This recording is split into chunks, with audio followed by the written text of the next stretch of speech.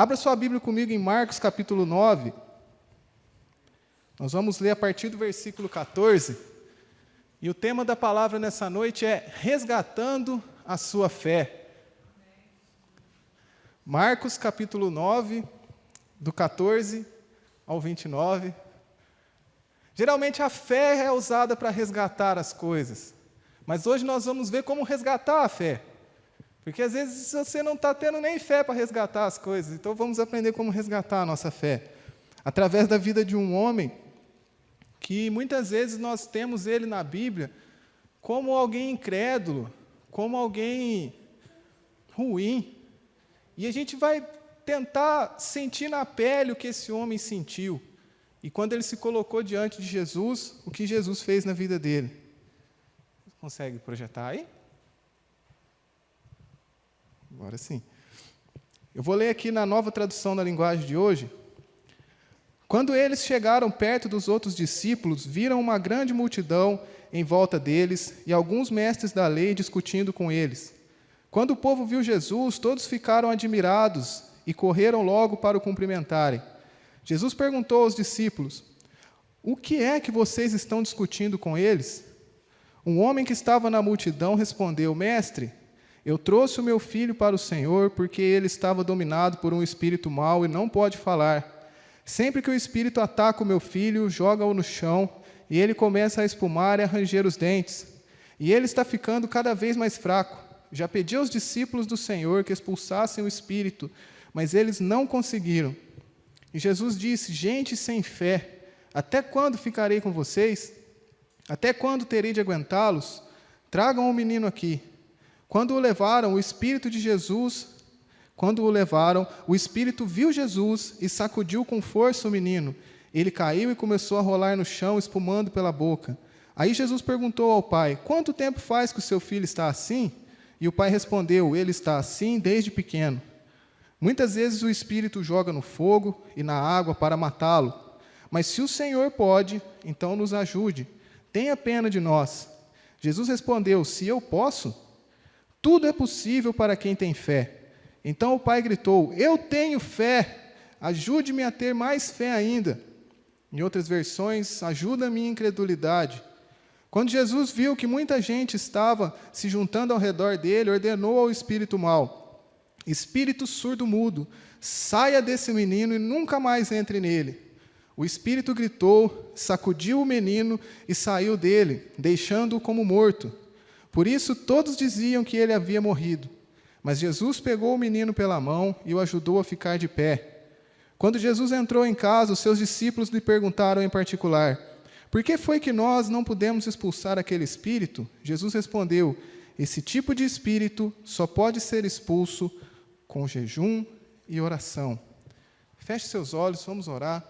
Senhor nosso Deus e nosso Pai, nós te agradecemos, ó Deus, por mais uma semana, Pai, que está prestes a se encerrar, Senhor Jesus. Obrigado, ó Deus, porque o Senhor tem nos sustentado. Obrigado, Senhor, porque o Senhor nos tem dado a vida, tem nos protegido. Obrigado pelo privilégio, ó Deus, de estar aqui nessa noite para ouvir a Tua palavra, um culto, ó Pai, de cura e libertação, onde nós viemos, ó Pai, te adorar, Senhor Jesus, mas também colocar as nossas necessidades diante do Senhor, ó Pai, porque o Senhor, ó Deus, é aquele, ó Deus, que responde às nossas orações, o nosso socorro vem de Ti, ó Deus, e nós estamos aqui com o coração inclinado à Tua voz nessa hora, Deus, para ouvir a Tua palavra. Espírito Santo, que não haja nada, nenhuma distorção, mas que a Tua palavra seja totalmente compreendida, Senhor, que o Senhor fale individualmente com cada um essa mensagem que o Senhor tem nessa noite. Em nome de Jesus é que nós oramos e já te agradecemos. Amém.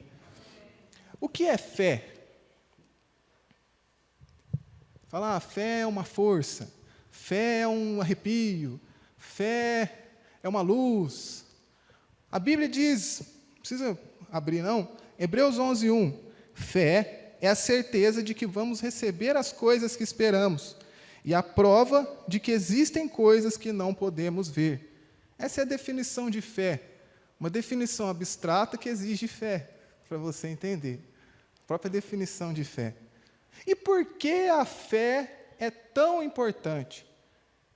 Por que você escuta falar tanto a respeito de fé? Você fala, irmão, você tem que ter fé. Irmão, você não está tendo fé. Irmão, se a tua fé for como um grão de mostarda, você move a montanha, você não está movendo nem a cadeira. Irmão, fé, fé, fé. Por que a fé é tão importante? Hebreus 10, 38. Mas o justo viverá da fé, e se ele recuar, a minha alma não tem prazer nele. E Hebreus 11, 6.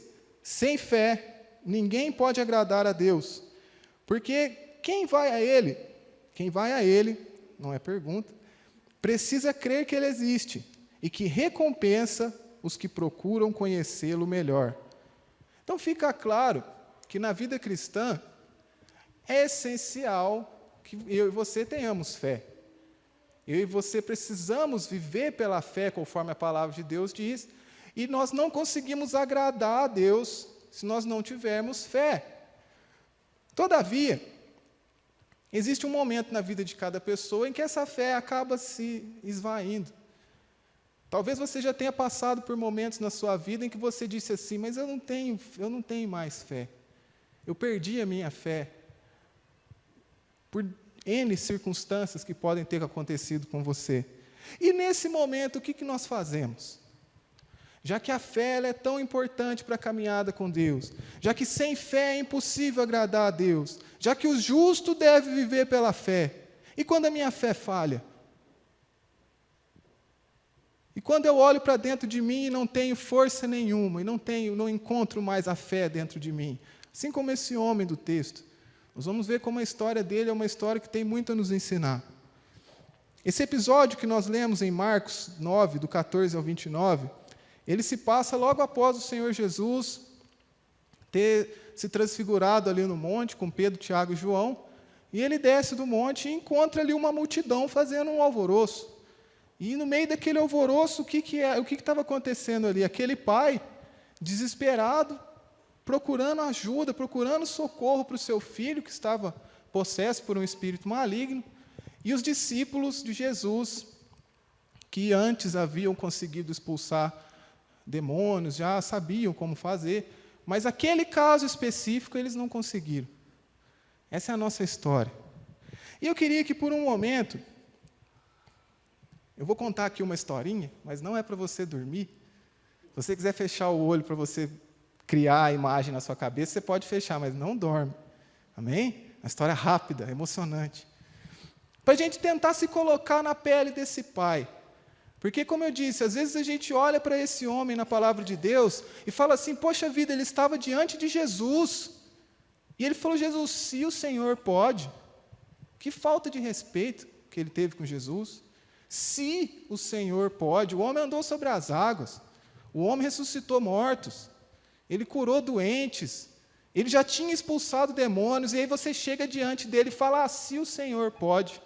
Ou seja, faz o que o Senhor conseguir aí. Agora vamos nos colocar um pouco na pele desse homem, para tentar imaginar como estava a cabeça dele nesse momento. Então vamos lá, nossa história aqui.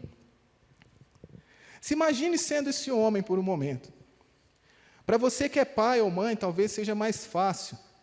É importante que você imagine, crie isso na sua cabeça, tente sentir, imaginar essas cenas que eu vou descrever. Você se alegra pelo nascimento daquela criança. Você vê aquele bebezinho sorrindo nos seus braços pela primeira vez, veste aquele macacãozinho azul nele, que foi escolhido com muito carinho. Enquanto ele dorme, você senta-se na sala com o seu cônjuge e faz muitos planos para a vida daquela criança. Nesse momento, seu coração está cheio de alegria. Fala, uma criança nasceu, você é pai. Tem o nosso irmão lá atrás, que acabou de viver isso. Beleza.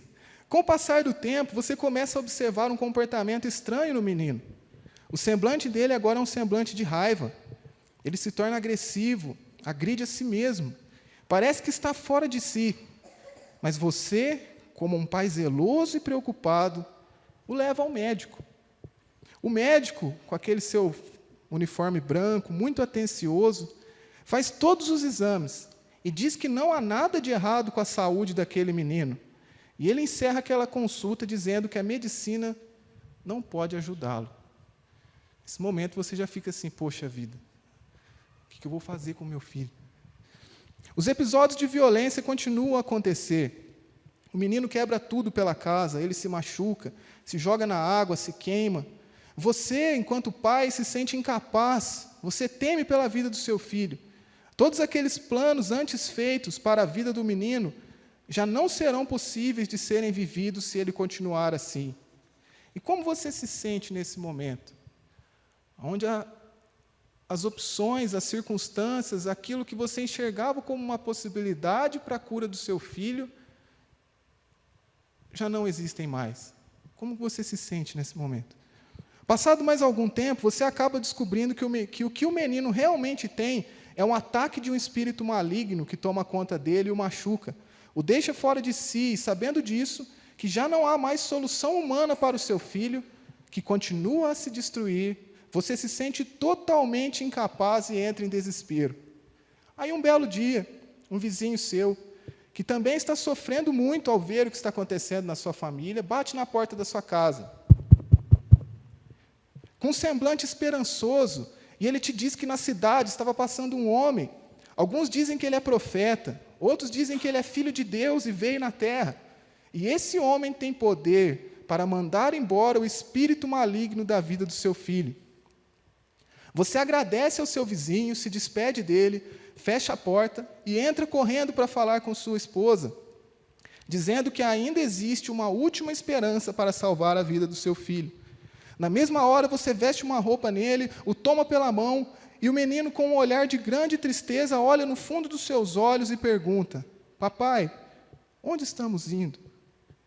E você, com a última gota de fé que te resta, responde: vamos até aquele que pode salvar a sua vida, meu filho. Agora cria essa cena. Os olhinhos daquela criança voltam a brilhar, algo que você já não via há muitos anos. E na sua cabeça você pensa: isso tem que dar certo, senão o meu filho nunca mais vai se recuperar.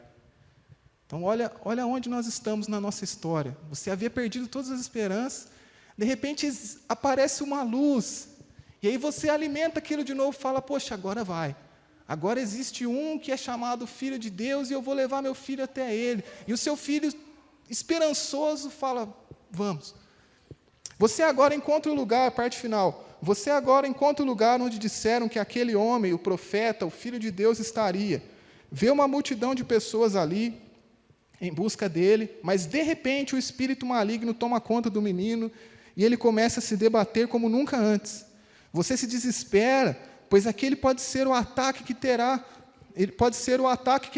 o último ataque que ele terá. E a sua esperança de que ele fosse liberto, talvez não venha se concretizar, porque o profeta, o Filho de Deus, não está ali.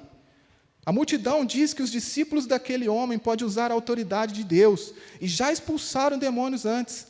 Você rapidamente vai até aqueles 9 homens e pede socorro. Eles saem correndo em direção ao menino, fazem tudo o que fizeram das outras vezes, porém, nada daquele espírito maligno sair. Exausto, você vendo tudo aquilo, chega à seguinte conclusão: nem mesmo Deus pode salvar o meu filho. Já não há mais nada que possa ser feito. Se a gente se coloca na pele daquele homem, por mais que essa história é um pouco contextualizada, o coração dele devia estar mais ou menos assim, quando ele chega até Jesus. Porque, a princípio, ele deve ter, como um bom pai, feito tudo o que ele poderia fazer para resgatar o filho dele, e não deu certo. Depois ele escuta falar de um homem que estava operando milagres, e ele corre até aquele homem. Quando ele chega no local onde disseram que aquele homem estaria, aquele homem não está.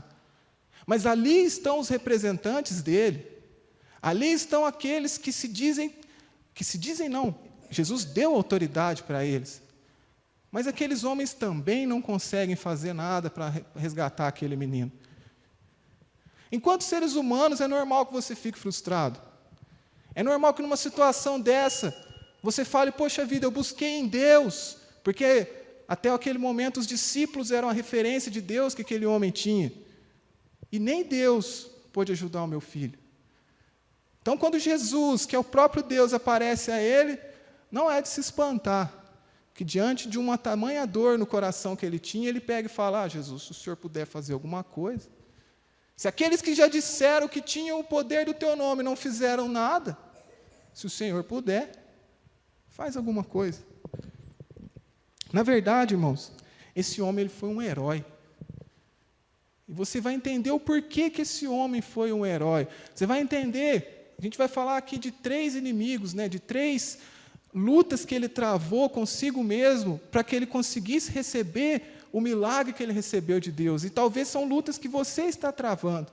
Talvez são lutas que você tem passado, que eu tenho passado. Vamos ver quais foram essas 3 crises que ele teve que enfrentar. A primeira, ele perdeu a fé em si mesmo. Aquele homem já não acreditava mais nele. Você fala assim: Pedro, mas a fé não tem que ser em Deus? Sim, mas você precisa acreditar em você. Não como seu Deus, mas como pessoa. Você precisa olhar para dentro de você e falar: não, se você acordar de manhã e não acreditar em você mesmo, você não faz nada. Você não se levanta para trabalhar, para estudar. E eu quero te mostrar biblicamente que o próprio Deus apoia isso. Abre lá comigo em Juízes, capítulo 6. Nós vamos ler o versículo 12, e depois o 15 e o 16.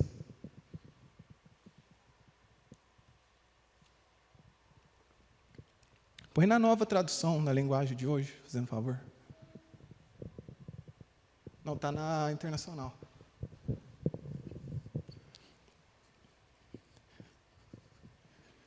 Senão depois no final eu não vou acertar com você, cara. Brincadeira. Tudo aqui é por amor, amém? O que diz no versículo 12? Então o anjo do Senhor, só para você entender com quem Deus está falando, Deus aparece para Gideão.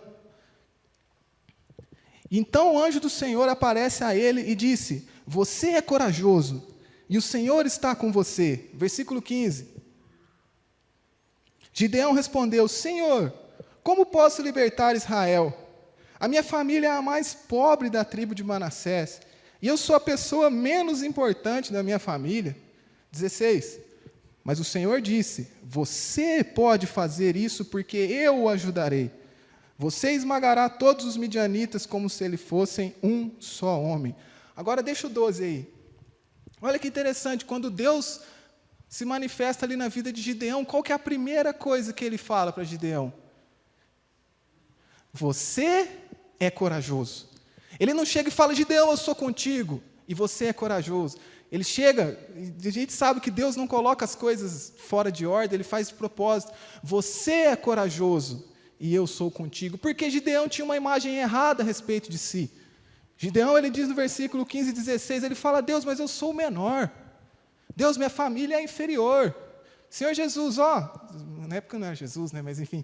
Deus, esquece que eu não dou certo para essa missão. Então Deus, sabendo disso, o que ele fala? Ele restaura primeiramente a fé de Gideão na pessoa dele. Ele fala: olha, você se enxerga como o menor, mas eu te enxergo como corajoso.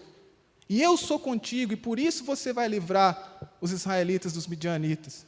Veja que Deus, aqui eu não estou querendo pregar nada que diga que você dá conta de tudo na sua força.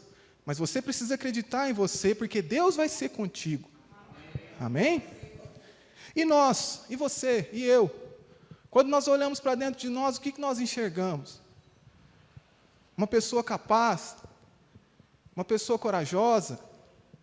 Ou você olha para dentro de você e fala assim: eu não presto, porque eu errei muito na minha vida. Eu não presto, porque tudo que eu tento fazer dá errado. Aonde eu ponho a mão estraga, eu tenho o dedo podre. As pessoas usam essas expressões que amaldiçoam a vida delas, sendo que o que Deus tem para a sua vida não é nada disso. A Bíblia fala o quê? Que se você obedecer a Deus, aonde você colocar a sua mão vai prosperar. Aonde você pisar a planta dos seus pés vai prosperar. Mas as pessoas dizem o quê? Eu tenho o dedo podre, aonde eu coloco a mão estraga. Não é isso que Deus tem para a sua vida. Então a primeira coisa que Deus quer restaurar em nós é a confiança em nós, é a fé em si mesmo, é você olhar para você como Deus te vê, com a imagem correta. Aonde você vê fracasso, Deus vê a vitória. Aonde você vê o pecado, se você errou muito na sua vida, assim como eu, Deus enxerga o perdão. O sangue de Jesus passa sobre a sua vida. Aonde você vê fraqueza, Deus enxerga a força.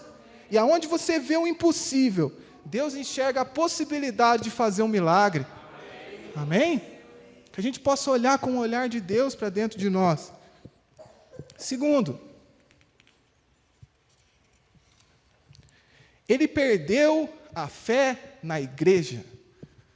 Esse dá até um arrepio, na hora que a gente vai falar desse assunto. Aquele homem perdeu a fé na igreja. Mas como assim, Pedro? Ainda não tinha igreja naquela época, você está pregando heresia. Os discípulos representavam quem? Jesus. A igreja representa quem? O que aconteceu com a vida daquele homem? Ele foi, no momento do desespero dele, até Jesus. Mas Jesus não estava ali, fisicamente, naquele momento. Então, quem ele encontra? A igreja. Só que o que acontece? A igreja não consegue suprir as necessidades dele naquele momento. A igreja não consegue ajudar ele naquele momento. Naquele momento, a igreja falha com ele. E ele perde a fé na igreja. Olha o que a Bíblia diz lá em Hebreus, capítulo 10, 24 e 25. Agora pode ser na NVI. Hebreus 10, 24 e 25. Consideremo-nos uns aos outros, para incentivar-nos ao amor e às boas obras. Não deixemos de reunirmos-nos como igreja, segundo o costume de alguns, mas encorajemo-nos uns aos outros, ainda mais quando vocês veem que se aproxima o dia. O autor ao livro de Hebreus, ele fala o quê? Ele incentiva as pessoas a continuar congregando como igreja. Eu vi uma coisa na internet que eu achei fantástico. Eu não lembro qual que é o perfil que postou isso aí, mas estava lá assim: se você acha que pode só assistir os cultos na sua casa e isso vai se satisfazer, então quando você estiver com fome, assiste o MasterChef. Eu achei sensacional isso aí. Porque se você acha que dentro de casa, vou assistir o culto, vou assistir aqui a palavra que eu estou gravando, e está ótimo, assiste o MasterChef, pô. Para que comer? Para quem ir num restaurante? Agora, uma coisa que eu vejo que acontece, eu creio que todo mundo aqui já se frustrou com a igreja. Eu já me frustrei, eu já fui machucado, enfim, todo mundo aqui. Se você não foi ainda, você vai ser um dia. Não estou te escandalizando, não, você vai. Só que o que acontece? Olha que interessante essa forma de pensar. Nós julgamos como igreja aquelas pessoas que nos machucam, que pisam na bola, que nos traem, que não ajudam a gente. Fala, poxa, a igreja faz isso. Mas nós não julgamos como igreja aqueles que chegam aqui 40 minutos mais cedo, se trancam ali numa sala e vão orar pela sua vida. Esses não são igreja. Igreja é quem falou mal de você, é quem falou mal de mim. Mas aquele que está lá no quarto, de joelhinho dobrado, falando, Deus, abençoa aquele irmão, esse a gente não julga como igreja. Aquelas pessoas que vêm aqui no sábado e fazem aquela faxina, limpam, deixam tudo bonitinho para a hora que você e eu chegamos aqui, fala, poxa vida, temos o nosso ambiente aqui, graças a Deus, em breve nós vamos estar no outro templo, tudo limpinho, cheirosinho. Esses não são igreja. Igreja é aquele que postou em direta para mim no Facebook. Não puxando glória para ninguém, mas é um esforço reconhecido. A respeito do pastor, você fala assim, poxa, às vezes o pastor abre mão de ter um domingo ali com a sua família e é abençoado buscando a Deus, recebendo a palavra para trazer. Mas ele não é igreja. Igreja é aquela pessoa que está constantemente pisando no meu calo. Então, o que acontece? Eu sei que a gente se machuca, a gente é ser humano, a gente se fere, eu não estou desconsiderando nada do que aconteceu na sua vida, mas não saia da igreja por motivos errados, por olhar pessoas erradas. Da mesma forma que tem pessoas dentro de todas as igrejas que vão pisar na bola, assim como na sua casa vai ter, assim como no seu trabalho vai ter. Tem aquelas pessoas que estão pagando preço pela tua vida. Tem aquelas pessoas que, quando você chegou na igreja, eles cuidaram de você. Tem aquelas pessoas que te abraçaram num dia que você estava triste. Então não abandone a igreja por conta disso. Frustração você vai ter? Vai, e eu também. Mas que no momento dessa frustração a gente se lembre do que diz aqui. Não deixemos de reunirmos-nos como igreja, segundo o costume de alguns, mas encorajemo-nos uns aos outros. Ainda mais quando vocês veem que se aproxima o dia. E esse dia é o dia da volta de Jesus. Por que será que o autor fala assim, quando vocês veem que Jesus está voltando, corre para a igreja com força? Que nós precisamos uns dos outros, amém? Jesus ele vem buscar a igreja. A Bíblia não fala que ele vem buscar cada um individualmente, ele vem buscar a sua noiva. E a sua noiva é quem? É a igreja. Não é quem estiver aqui nesse prédio, mas é aqueles que estão vivendo em comunhão, amando e perdoando, independente daquilo que aconteceu. Amém? E por último, ele perdeu a fé em Deus. Volta lá em Marcos 9, a gente vai ler do 21 ao 24.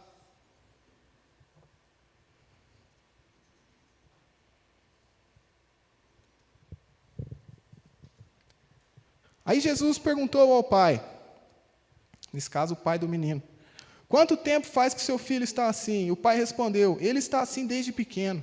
Muitas vezes o Espírito joga no fogo e na água para o matá-lo. Mas se o Senhor pode, então nos ajude. Tenha pena de nós. E Jesus respondeu, sim, eu posso.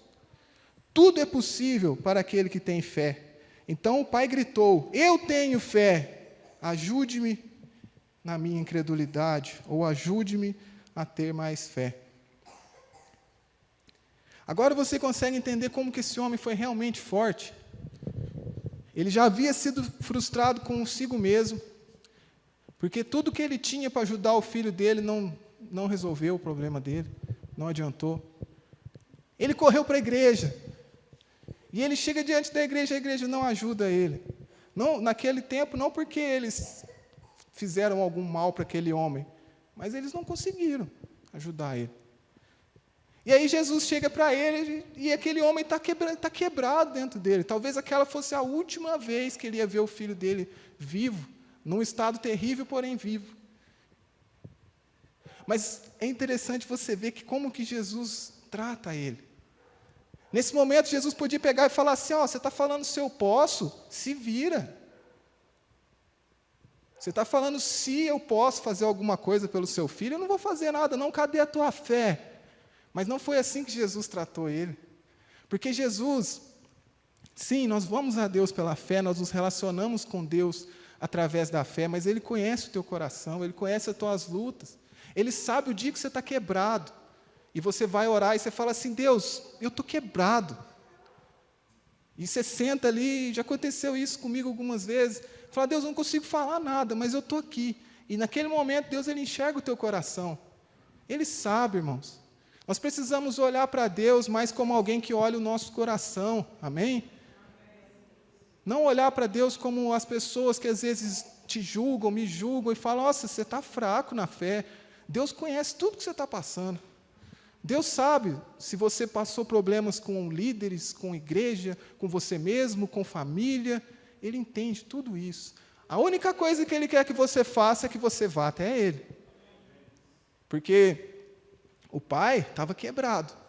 A fé desse homem estava quebrada. Mas ele foi até Jesus. E Jesus veio até ele e ajudou aquele homem. Amém? Para a gente encerrar. Qual é o grito da sua alma nessa noite? Eu entendo que não foi por um acaso que esse pai gritou.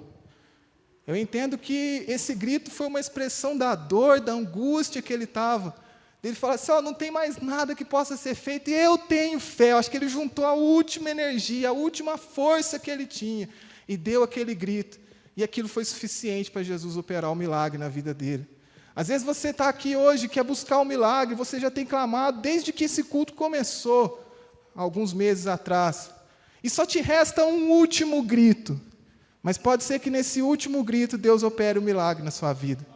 Através desse último grito, Deus alcança aquela pessoa lá da sua casa, que talvez você não acreditava mais que fosse possível de ser alcançada. Basta um último grito de fé. Amém? Vai ser projetado aqui um vídeo, e depois nós vamos fazer as nossas orações.